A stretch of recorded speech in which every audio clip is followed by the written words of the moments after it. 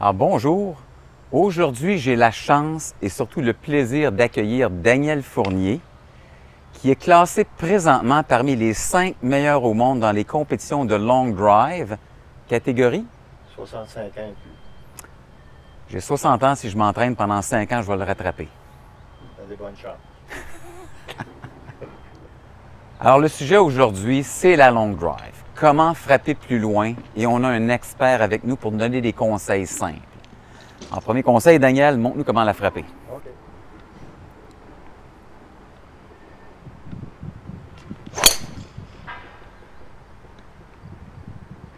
Elle tombe plus.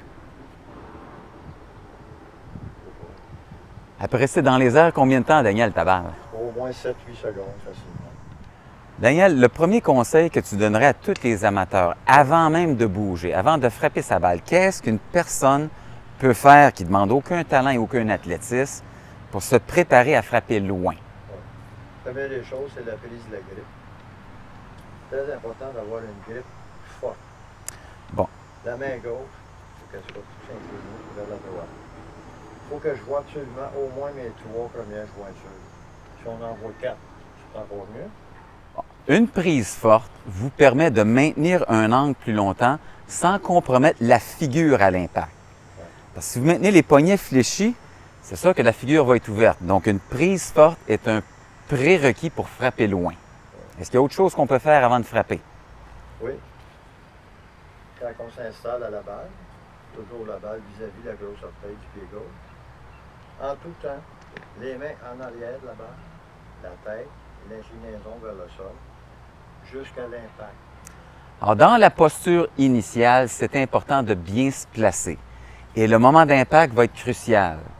J'ai déjà fait une vidéo qui est la tâche essentielle numéro 4 qui explique bien en détail la position et l'angle d'attaque pour maximiser et optimiser le spin qui donne de la distance. Exact. Daniel, une deuxième, s'il vous plaît. Et essaye de ne pas te retenir.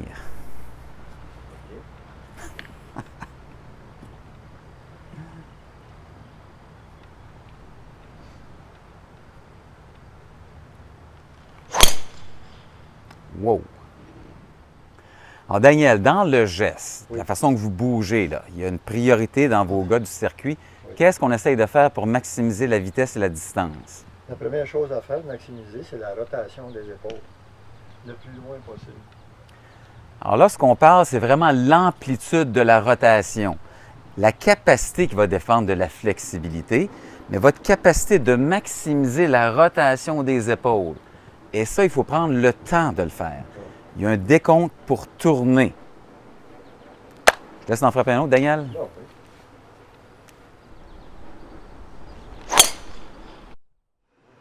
Alors, Daniel, si on continue dans la gestuelle, dans comment que le corps humain bouge pour maximiser notre vitesse, qu'est-ce qu'on peut essayer de faire dans notre swing?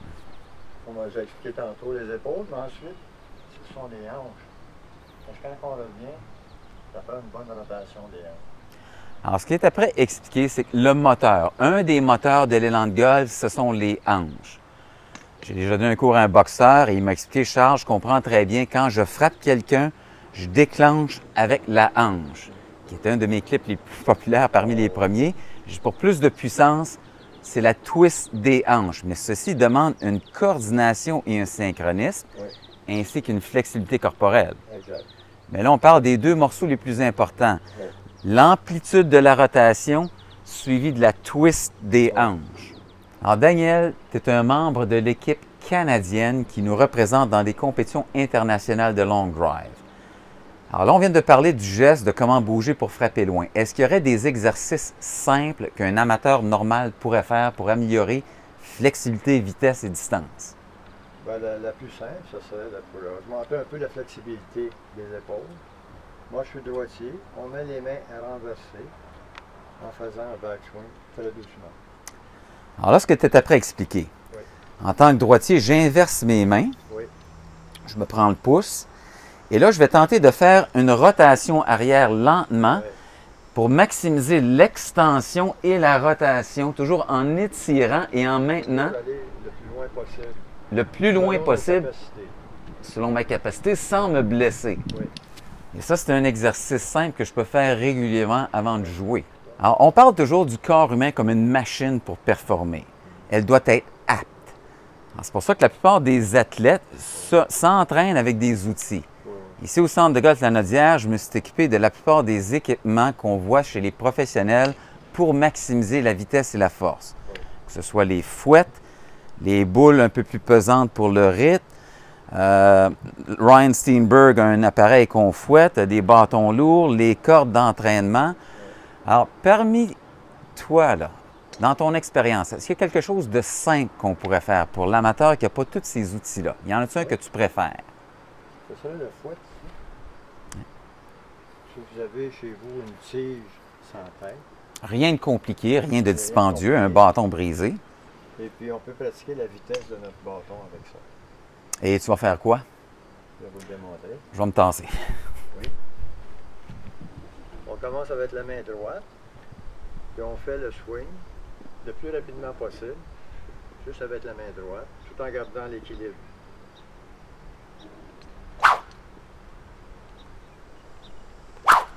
Équilibre.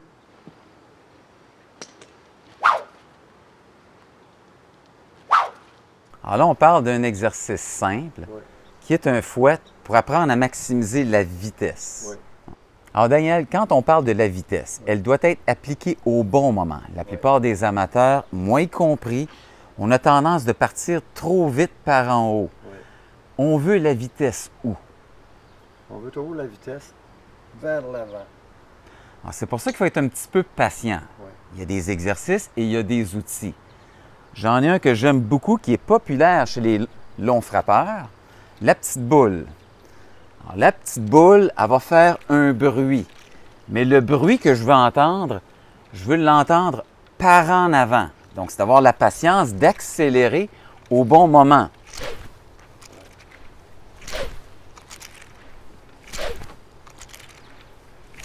Alors, Daniel, quelle est la vitesse la plus haute que tu as atteinte, soit en compétition ou soit en entraînement? La vitesse de bâton la plus haute, c'était 145 000 à l'heure. 145. Oui.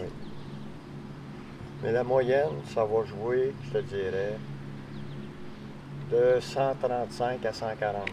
Ça va jouer là-dedans.